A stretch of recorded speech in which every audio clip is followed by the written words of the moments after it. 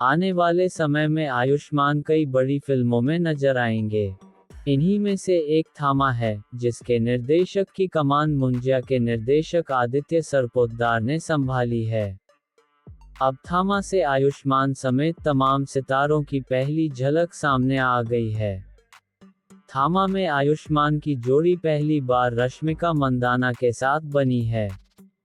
Tiger Shroff की आगामी film बागी 4 का पहला गाना गुजारा रिलीज हो गया है। इस गाने में टाइगर श्रॉफ के साथ अभिनेत्री हरनाज कौर संधू नजर आ रही हैं। ये गाना पंजाबी सिंगर सरताज के गाने तेरे बिना ना गुजारा का रीमेक है। जोश ब्रार ने बागी 4 में इस गाने को अपनी आवाज दी। हाल ही फिल्म का टीजर जारी किया गया था। बागी 4 में संजय दत्त, हरनाज कौर संधू और सोनम बाजवा जैसे कलाकार प्रमुख भूमिकाओं में हैं। अली फजल की नई सीरीज राख का हाल ही ऐलान किया गया है। सीरीज की अनाउंसमेंट के साथ अली का फर्स्ट लुक सामने आया है। वे पुलिस ऑफिसर बने नजर आ रहे हैं। सीरीज राख प्राइम वीडियो पर रिलीज होगी। ये सीरीज अगले साल यानी साल 2026 में रिलीज होगी। OTT प्लेटफॉर्म ने कैप्शन लिखा है, राख से मिलेगा न्याय। गदर 3 के लिए दर्शकों को लंबा इंतजार करने की जरूरत नहीं है।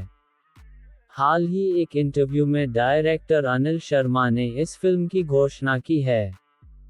अनिल ने कहा, अमीषा के साथ मेरा रिश्ता अब बहुत अच्छा है। समय के साथ सब चीजें सही हो जाती हैं। अभी सब बढ़िया है। फिल्म पर काम चल रहा है। वह आगे कहते हैं, सकीना अमीषा पटेल और तारा सनी देओल गदर फिल्म सीरीज का एक जरूरी हिस्सा हैं। हम गदर 3 की रिलीज से पहले उनके रोल के बारे में ज्यादा चर्चा नहीं करेंगे। गदर 3 जरूर बनेगी। हमने गदर 2 के आखिरी सीन में ही दर्शकों से वादा कर दिया है, जहां उत्कर्ष शर्मा के किरदार जीते को बताया जाता है कि वह सेना में भर्ती होने के लायक है। विवेक अग्निहोत्री से हाल ही पूछा गया कि क्या वे आने वाले वक्त में गुजरात के दंगों पर भी गुजरात फाइल्स के नाम से फिल्म बनाएंगे, या मुजफ्फरपुर और मेरठ में हुए दंगों पर भी फिल्म बनाएंगे। इस पर विवेक अग्निहोत्री ने कहा कि इस इंडस्ट्री में लगभग 100 से 200 निर्देशक हैं, लेकिन फिर भी आप मुझसे ही ये उम्मीद करते हैं कि सारे दंगों पर सिर्फ मैं ही फिल्म बनाऊं। मैं एक निर्देशक हूं, भारत का प्रधानमंत्री नहीं हूं। इसलिए मैं सिर्फ उन मुद्दों पर फिल्म बनाऊंगा जो मुझे सही लगेंगे। हालांकि आपने मुझसे ये उम्मीद की, इसके लिए शुक्रिया। अभिनेत्री प्राजक्ता कोली हालिया release psychological horror streaming series अंधेरा को लेकर सुर्खियों में हैं। अभिनेत्री का कहना है कि वह हॉरर या पैरानॉर्मल जॉनर से ज्यादा अवगत नहीं थीं और न ही डरावनी फिल्में देखती हैं, लेकिन उनकी टीम की मदद से सब कुछ मुमकिन हो गया। प्राजक्ता सीरीज में एक पैरानॉर्मल इन्वेस्टिगेटर की भूमिका निभा रही हैं। एक्टर सिद्धार्थ सिब्बल ने अयान मुखर्जी की मेगा एक्शन फिल्म वॉर 2 में अपने अभिनय से फैंस का दिल जीत लिया है। यश राज फिल्म्स YRF के बैनर तले बनी इस फिल्म में काम करने के अनुभव को सिद्धार्थ ने शानदार और बेहतरीन बताया। इस फिल्म में सिद्धार्थ ने ऋतिक रोशन, जूनियर NTR और कियारा आडवाणी जैसे एक्टर्स के साथ स्क्रीन शेयर की है। सिद्धार्थ ने खुशी जाहिर करते हुए अनुभव को न केवल खास बताया, बल्कि करियर का अहम मोड़ भी कहा। फैंस एक्टर की सोशल मीडिया पर तारीफ कर रहे हैं। एक्टर जयदीप अहलावत अपने डांस मूव्स की वजह से सुर्खियों में हैं। उनका एक वीडियो सोशल मीडिया पर तेजी से वायरल हो रहा है, जिसमें उनका भांगड़ा स्टेप्स देखकर फैंस हैरान रहे हैं। ऑस्ट्रेलिया में Indian film festival of Melbourne का आयोजन किया गया, इसमें जयदीप भी शामिल हुए। यशराज फिल्म्स की स्पाई यूनिवर्स की वॉर 2 ने रिलीज के पहले ही दिन धमाकेदार कमाई की।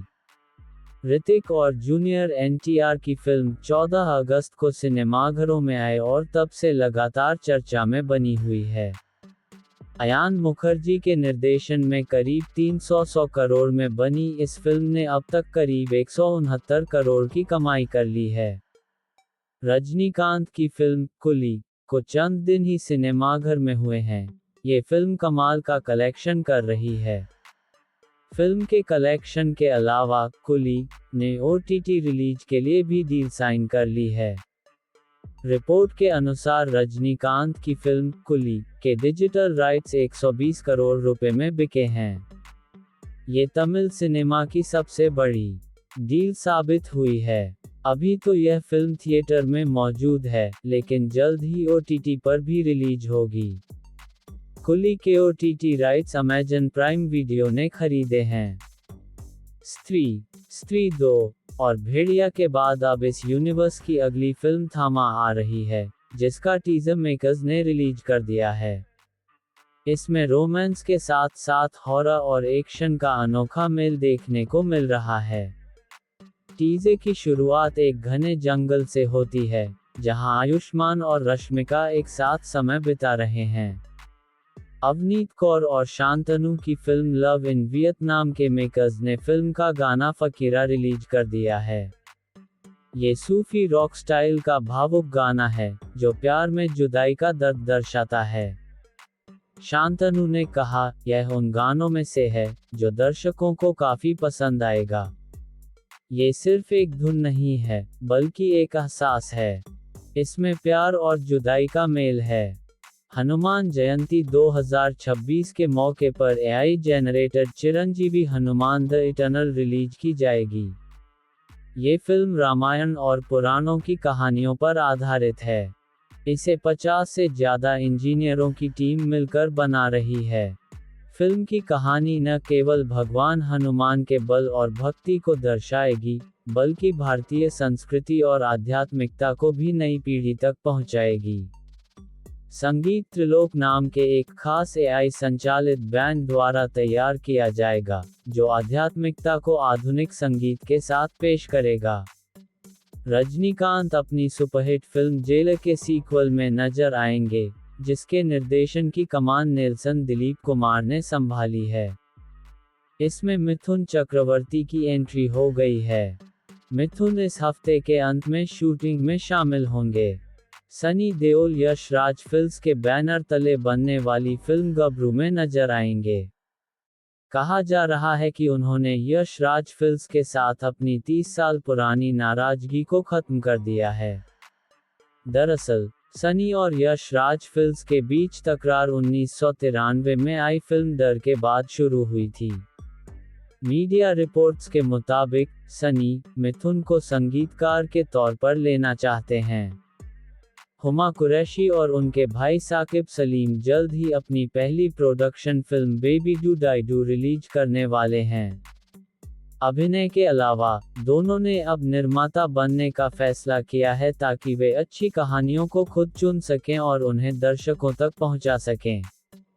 हुमा का कहना है कि अभिनेत्री के तौर पर उन्हें हमेशा दूसरों के चुने हुए रोल पर निर्भर रहना पड़ता था। इससे उनमें निराशा थी, क्योंकि वे और भी बहुत कुछ कर सकती थी। इसीलिए उन्होंने और साकिब ने खुद कहानियां बनाने का फैसला किया। उनकी पहली प्रोडक्शन फिल्म जल्द रिलीज होगी, और इसके बाद हुमा एक इन्वेस्टिगेटिव फिल्म बयान में नजर आएंगी। मृणाल ठाकुर इन दिनों अपकमिंग फिल्म डकैत को लेकर सुर्खियों में हैं। उन्होंने इंस्टाग्राम पर कुछ तस्वीरें पोस्ट की, जिनमें वे अपनी फोटोग्राफी का हुनर दिखाती नजर आईं। रणदीप हुड्डा आज अपनी दमदार अदाकारी और अलग पहचान के लिए जाने जाते हैं। उनका जन्म 20 अगस्त 1976 को हरियाणा के रोहतक में हुआ था। रणदीप आज अपना 49वां जन्मदिन मनाने जा रहे हैं। रणदीप हुड्डा की जिंदगी किसी फिल्मी कहानी से कम नहीं रही है। कई छोटे छोटे काम करने वाले रणदीप आज हिंदी सिनेमा के बेहतरीन कलाकारों में शुमार किए जाते हैं। अमिताभ बच्चन ने अपने ब्लॉग के जरिए अपनी पर्सनल लाइफ और बढ़ती उम्र की चुनौतियों पर खुलकर बात की है। 83 वर्ष के पड़ाव की ओर बढ़ रहे अमिताभ बच्चन ने ब्लॉग में लिखा कि अब उनका शरीर धीरे धीरे अपना संतुलन खोने लगा है। पहले जो काम बेहद आसानी से हो जाते थे, अब उन्हें करने के लिए भी दिमाग का सहारा लेना पड़ता है। बढ़ती उम्र के कारण उन्हें रोजमर्रा की गतिविधियों में दिक्कत आती है, लेकिन वे खुद को फिट रखने के लिए लगातार मेहनत करते हैं। भारतीय फिल्म महोत्सव मेलबर्न 2025 में जयदीप अहलावत को वेब सीरीज पाताल लोक सीजन 2 में इंस्पेक्टर हथीराम चौधरी की भूमिका के लिए सर्वश्रेष्ठ अभिनेता के पुरस्कार से सम्मानित किया गया। जयदीप ने कहा, अंतर्राष्ट्रीय मंच पर सम्मानित होना मेरे लिए एक ऐसा गौरव है, जिसे मैं हमेशा संजोकर रखूंगा। हथीराम चौधरी की यात्रा असाधारण रही है और यह अवार्ड पूरी टीम का है, जिन्होंने पाताल लोक को दिल और जान लगाकर बनाया। मैं जूरी का और सबसे बढ़कर दर्शकों का दिल से आभारी हूँ। यह अवार्ड आप सभी के लिए है।